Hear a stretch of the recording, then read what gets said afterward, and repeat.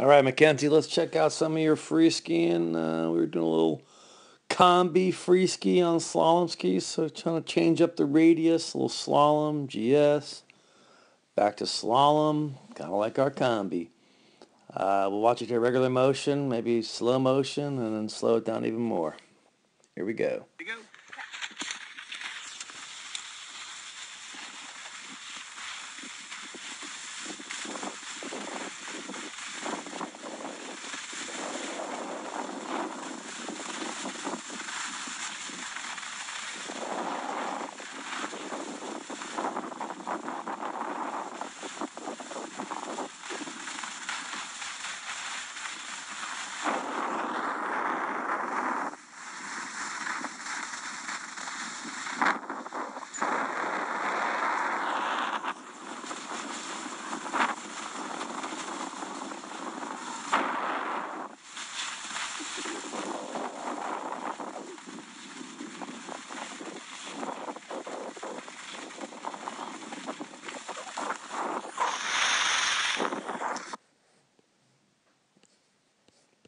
All right, let's check some of this out now, slow motion.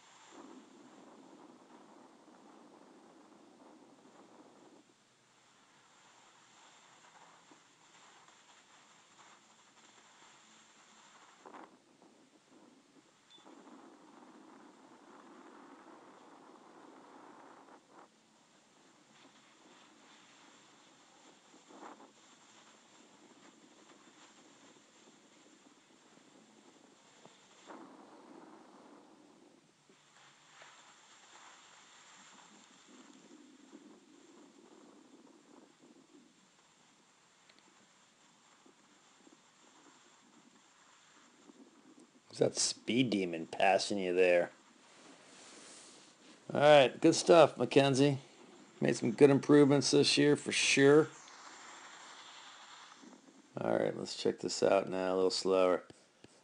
So yeah, started with me this year. You were like a hippie. Now we're using some ankles and knees, edging the skis from the ground up, snow up, and moving the hip to the inside when speeds dictate it or need it. So yeah, good stuff. So slalom in here. All right, rolling up nice and high, producing a nice platform to push against. You know, something we've been talking about in slalom, we want to make sure our back and really our butt is pointing up the hill the entire time. And we talked about how it appears, and it looks like again here, you know, left-footed turns, you don't quite have as much, flexibility with that, to be able to kind of twist or turn the femur inside that hip socket, keeping a nice stable upper body down the hill. So, I need to be working on that, work on the flexibility there, because it, looks like here, right-footed turn there. Butt's really kind of pointing up the hill. Left-footed turn, not as much, right? Here it's sort of going more this way, more following your turn with your hips. Although the upper body is, is pretty stable. Whoops. There you are.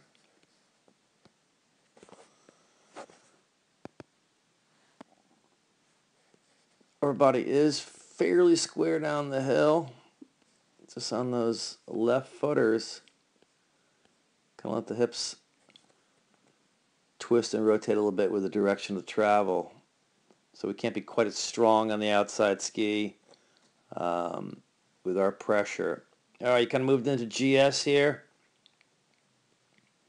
It's good looking turns.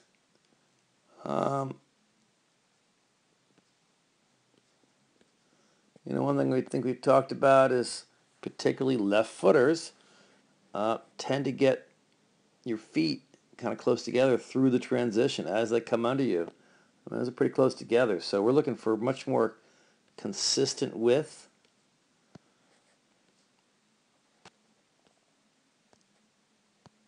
Looking for tracks. Maybe you can see it already, but I can't see them. But basically you saw it already where if you got much too narrow, this side's much better, right? Footers, nice width throughout. You can see the tracks there. Clearly, tracks don't lie, and a nice consistent width through the turn. Got pretty good angles there. Hips up over the boots, top of the turn, not standing up too tall, just moving forward. But again, the feet get kind of narrow, right? Right there, they get narrow, and then you regain the width, but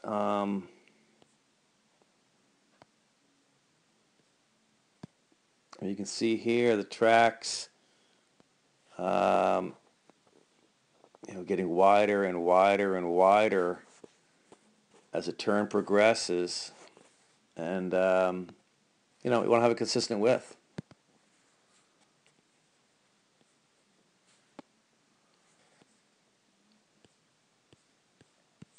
So let's talk about the hands for a moment. I think your GS is really good. I mean, you're really producing some pretty good angles. Let's make sure that we have the consistent width.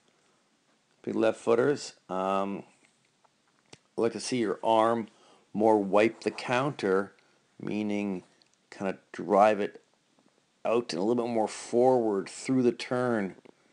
Trying to move, make sure we're in the front of the boot, weight on the outside ski, we're balanced over the outside ski.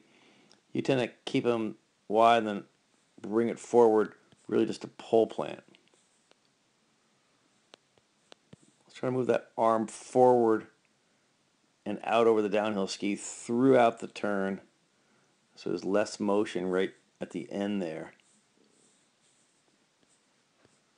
It's more gradual driving it forward and out over the downhill ski.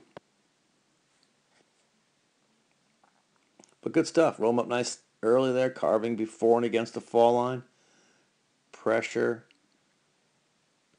against the fall line.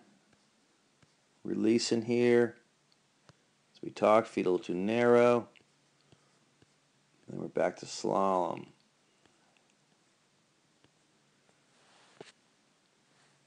Some traction there.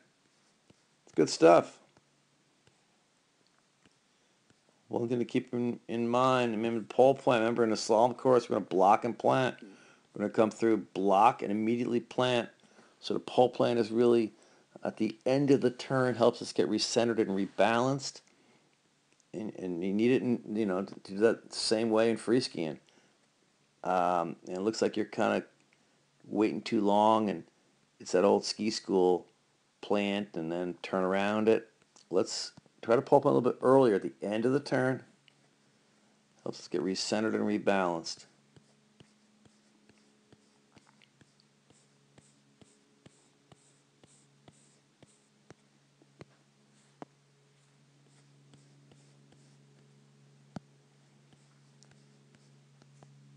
But all in all, some good skiing. Big improvements this year. Produced some really great angles in GS. Your slalom free skiing is quite good. You're really carving the top of the turn, pressuring above and against the fall line. Need to do that a little more in a race course. Your slalom free skiing fairly square down the hill. Left footers we need to work on a little bit, keeping the having a little better upper lower body separation and the butt up the hill, but it's not bad. And unfortunately in a race course, it's a lot different. So we've got to bring that. We can do it in free skiing. We can do it in a race course. Right?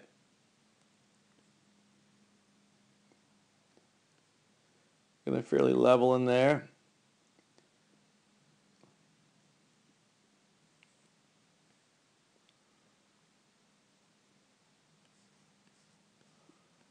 Just looking, lead change is pretty good. We have a little bit. Not bad. Good ankle flexion. You can obviously see weight on the outside ski. Nice little bend there. Looks like you got bend on the inside. A little bit of weight there, but it's flat in here. You can get away with it. Just remember, it's an outside ski dominated sport. We want to ski outside ski to outside ski.